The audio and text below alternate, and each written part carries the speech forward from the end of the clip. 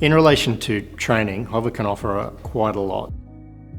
Quite often CRPs, they have never been in the role before. Quite often they don't have an aviation background. Maybe they've worked for the company and they've been promoted to that role. We can assist CRPs in that role to make sure that they're ticking all the boxes and making sure that everything's compliant and safe and they're fulfilling the roles of their position.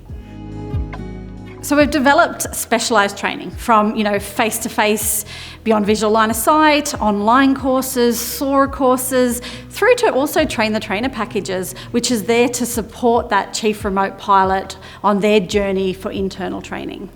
The customisation of that aligns to your operational manual and the procedures that are in place to do a specific operational type.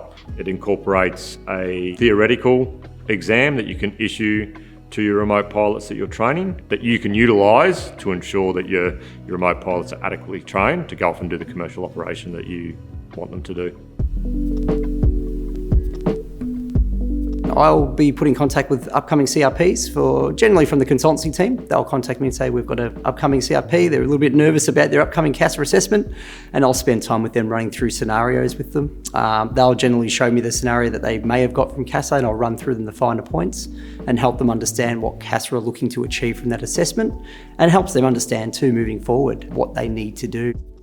If you are going for a BVLOS approval, quite often, if it's your first BVLOS approval, you'll have an inspector that will want to go and see the operation. Generally, I find myself on site with a client and we're testing systems. That may include drone-in-a-box testing. It may include out on site for a BVLOS assessment that's upcoming, and that may also include the drone-in-a-box testing at the same time. Hover UAV works closely with our clients to ensure that we upskill the chief remote pilot and the other trainers in your organisation and equip them with everything they need to bring that training through to pilots within.